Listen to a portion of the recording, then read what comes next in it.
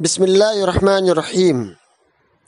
نبی کریم صلی اللہ علیہ وسلم غار حرا میں رسول اللہ صلی اللہ علیہ وسلم کی نبوت کا زمانہ جیسے جیسے قریب آتا گیا، نبوت کے آثار آپ صلی اللہ علیہ وسلم پر ظاہر ہونے لگے۔ جب کبھی آپ صلی اللہ علیہ وسلم مکے کی وادیوں سے گزرتے تو پیڑ پودوں سے آواز آتی، السلام علیکہ یا رسول اللہ صلی اللہ علیہ وسلم۔ جب آپ صلی اللہ علیہ وسلم ادھر ادھر دیکھتے تو کچھ بھی نظر نہ آتا۔ پھر 6 ماہ تک آپ صلی اللہ علیہ وسلم کو سچے خوابات نظر آئے۔ جو کچھ رات کو خواب میں دیکھتے دن میں ویسا ہی ظاہر ہوتا۔ اس زمانے میں آپ صلی اللہ علیہ وسلم تنہائی پسند کرنے لگے۔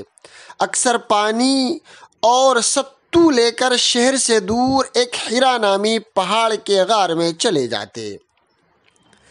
آپ صلی اللہ علیہ وسلم وہاں تنہائی میں بیٹھ کر اللہ تبارک و تعالیٰ کا دھیان لگاتے، اللہ کی عبادت کرتے اور ساری دنیا اور خاص طور سے عرب کی گمراہی کو سوچ سوچ کر دل ہی دل میں کڑتے اور فکر مند رہتے۔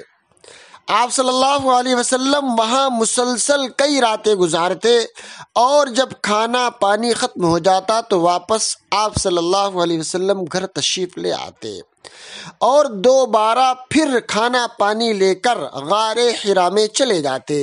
یہی سلسلہ چلتا رہا یہاں تک کہ آپ صلی اللہ علیہ وسلم کی نبوت کا وقت آ پہنچا۔